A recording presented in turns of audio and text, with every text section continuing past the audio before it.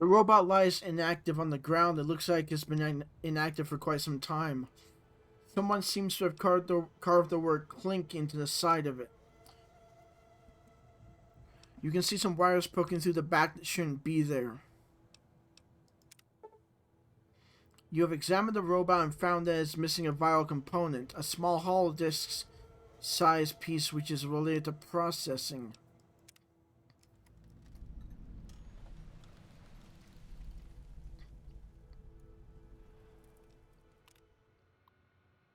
Hardware and software security changes. Each of you will receive a personal packet with an identification badge. It's also important that you wear your badge at all times. Again, this is for everyone's safety and protection. Oh, and everyone feel free to take a long weekend as soon as you receive your packet. Have a great holiday, Pierce. See, the premise is that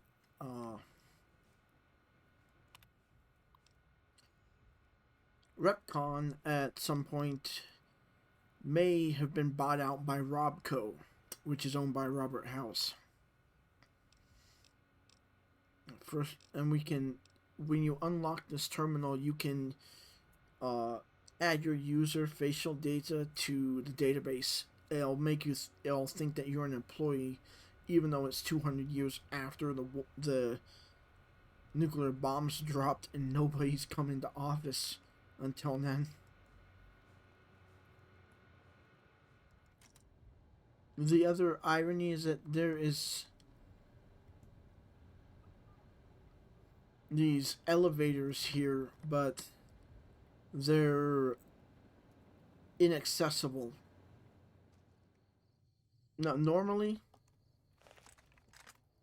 this entire building is inaccessible, as are the rest of those. I would love to see the mod author expand to that building, and that building as well. I can answer whatever questions you'd like, provided your query is limited to RepCONN history, research and development, or RobCo.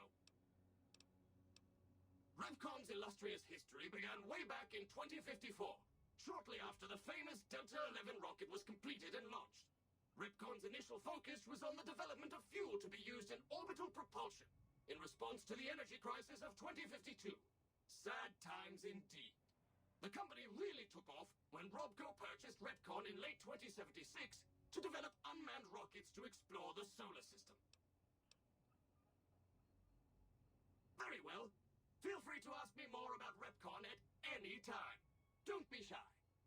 The tour showcases RepCONN's amazing scientific contributions and the promise of many more, coupled with its parent company, RobCo. Excellent, excellent. Please be patient. The tour will begin in just a moment. The V-29 321G may look like a big fat red rocket, but old fatty here ran circles around the Earth not too long ago. So let's see if you can keep up. Sure, the V-29 321G's re-entry gave it a little more commonly known nickname Big Fat Fiery Fred, but here at RepCONN we chose to focus on the success and apply what we learned about explosive resistant shielding to future models and even our landing platforms. The newly reconstructed RepCONN launch facility was a direct beneficiary of this discovery, which we will be discovering later. The other reason I'm doing this is because the Amazon TV show fucked up. It goes to show that the people writing the series, as much as they may make public statements, say, well, we're a fan of the games, that they didn't play New Vegas. Because if they had played New Vegas and they actually knew what the fuck they were doing, they would have added in that RepCONN was a subsidiary of RobCo.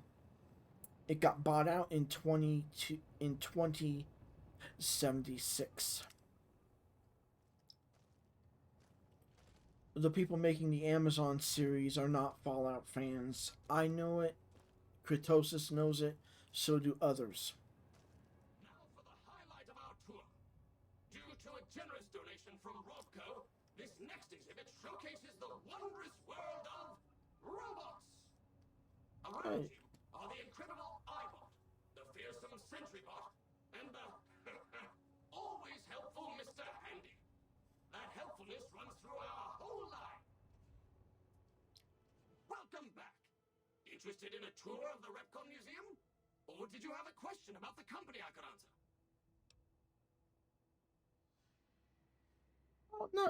Okay, so if we did, Goodbye, Rocketeer. Be sure to visit again. Oh, and please, for your own safety, stay outside of restricted areas. Welcome back. Interested in a tour of the RepCONN Museum? Or did you have a question about the company I could answer? I can answer whatever question. As you may already know, RepCONN is an industry leader in producing alternative fuels for military and scientific purposes. RepCONN scientists were pioneers in fission-based propulsion systems, and have recently had some very exciting breakthroughs with plasma systems. The recent partnership with RobCo has freed our engineers from mundane business matters, allowing them to focus solely on future projects. I can answer what... RobCo Industries purchased RepCONN in 2075 to assist with some of RobCo's military projects. it was a year as before. well as developing unmanned space exploration. The relationship between RobCo and RepCONN is mutually beneficial, and we hope that both companies bolster each other well into the next century. Very well. The tour... Goodbye, Rocketeer. Be sure to visit again. Oh, and please, for your own safety, stay outside of restricted areas.